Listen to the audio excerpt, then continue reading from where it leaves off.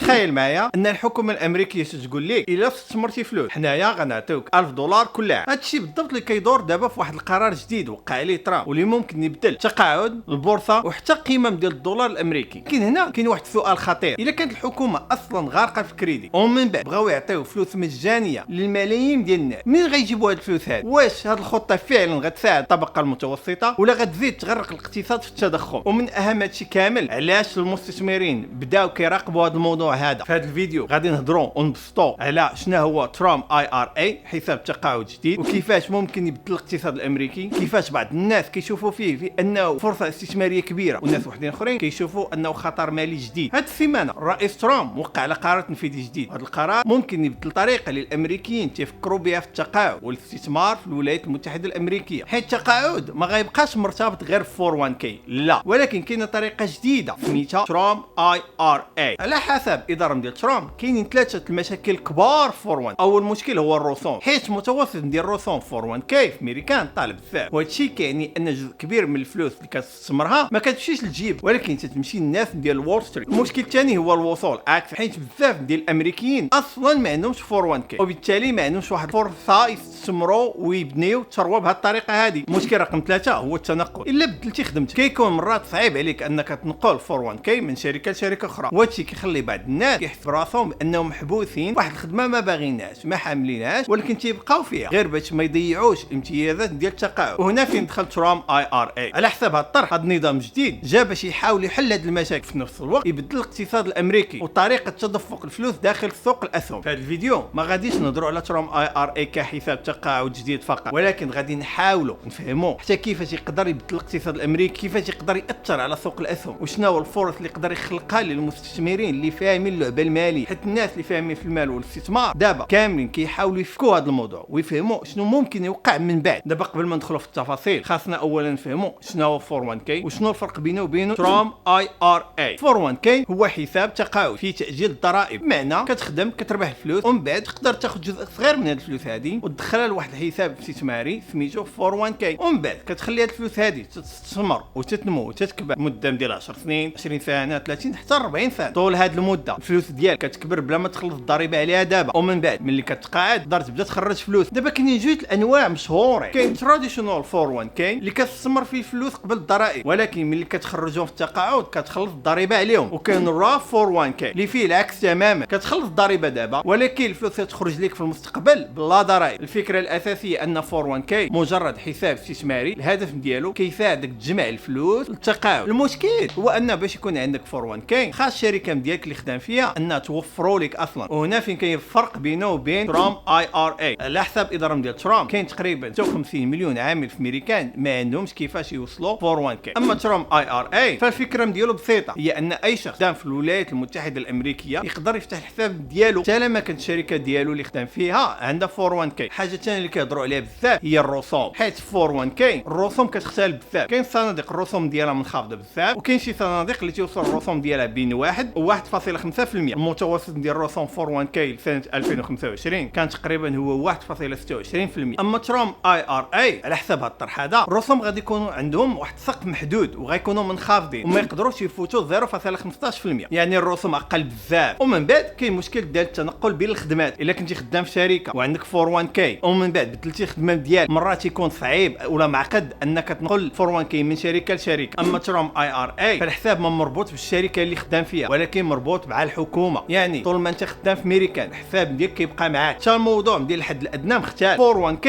مرات خاص تستثمر واحد المبلغ معين كل شهر بحال $50 ولا $100. اما ترامب IRA الفكره هي انها تقدر تستثمر ولا تقدر تبدا الاستثمار غير $5 في الشهر، يعني كيحاولوا يخليوا الاستثمار متاح لاي واحد تقريبا. ومن اهم النقط كذلك هي المساهمه. 401k بزاف ديال الشركات كيديروا واحد الحاجه اللي سميتها امبلوي مات، يعني انت الا استثمرتي $1000 الشركه ممكن تزيدك 50% اللي حتى توصل $500. كاين بعض الشركات اللي يزيدوك 100% $1000. اما ترامب IRA حيت ما مربوطش بالمشغل ما كايناش الشركه ما كاينش امبلوي مات، ولكن الحكومه تقول لك حنا سيدي غنعطيوك فلوس مجانيه حيت استثمرتي في هذا الحساب هذا. الا كنتي داخل في الشروط دخل الحكومه تقدر تزيدك حتى $1000 في السنه باش تستثمر داخل ترامب IRA. والمهم هنا هو ان هذا الدعم ماشي غير مره واحده، الفكره انه يقدر يكون دعم سنوي، يعني كل عام تقدر تستافد منه من جديد الا كنتي بقيتي مؤهل. وهذا الشيء كيعني تدفق فلوس كثيره داخل سوق الاسهم الامريكيه مع الوقت. ولكن باش تاخذ هاد $1000 كامله خاصك تكون داخل في واحد الشروط معينه. الا كنتي سينجل خاص الدخل ديالك ما يكونش اكثر من $20,500 سنه. ولا كنتي متزوج وتديروا التاكس مجموعين خاص الدخل يكون اقل من $41,000 سنه. وزيد عليها ان الحكومه ماشي غتعطيك $1000 مباشره، لا، غادي دير لك 50% معك. يعني انت خاصك تستثمر $2000 سنه، ومن بعد الحكومه غتزيد حتى $1000. اما الا الدخل ديالك كان اكثر شويه من 21,500 ولا مجوجين $41,000 لا ما تيوقفش مباشره، ولكن تيبقى ينقص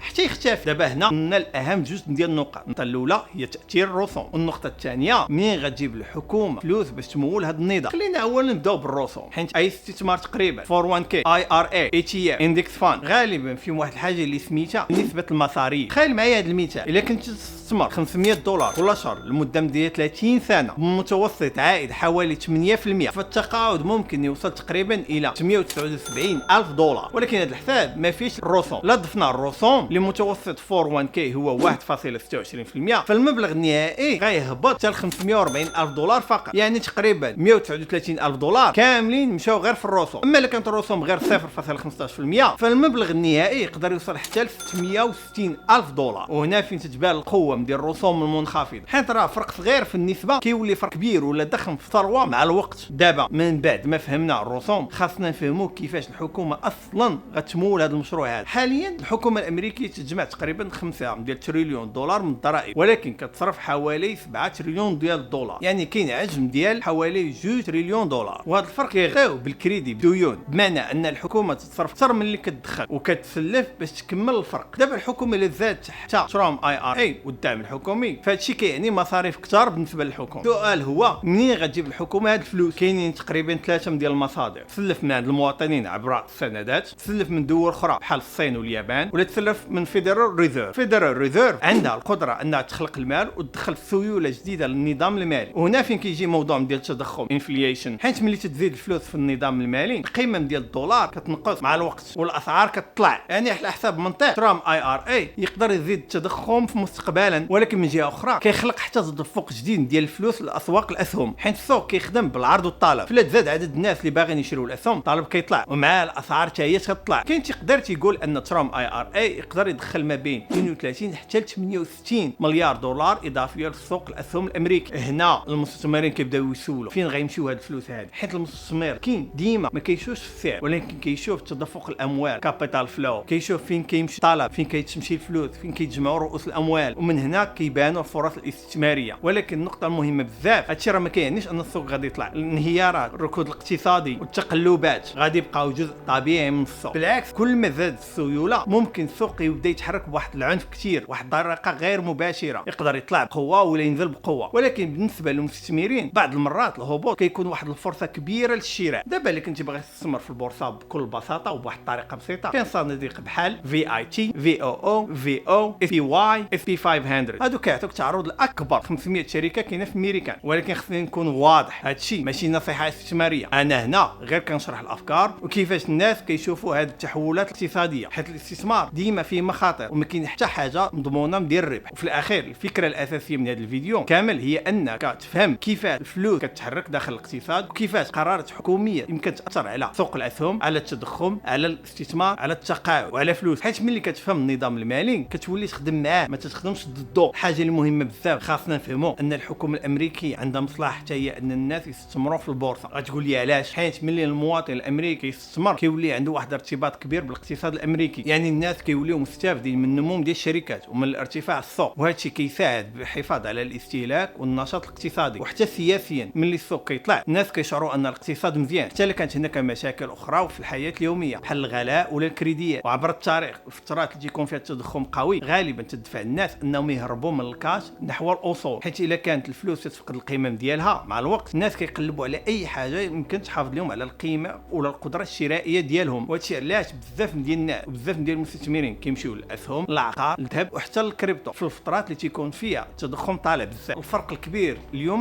مقارنه مع السنوات اللي فاتوا هو ان هذا الجيل الجديد عنده الوصول للاسهم بواحد السرعه كبيره، بواحد السهوله كبيره. قبل الاستثمار كان معقد، خاصك بروكر ولا خاصك تمشي للبنكه وتخلص واحد الرسوم كبيره. اما اليوم تقدر تستثمر غير من التليفون ديالك وفي دقائق قليله. وهذا ترام IRA كيبين بحال محاوله جديده باش حتى الناس اللي ما عمرهم استثمروا يدخلوا للسوق الامريكيه والسوق الاسهم بواحد السهوله كبيره. الا استفدتي من هذا الفيديو احسن طريقه تشكرني بها هي انك تشاركه مع شي صديق ولا افراد من العائله ولا شي شخص مهتم بالمال والاستثمار ولا شي شخص عايش في امريكا. سلامه.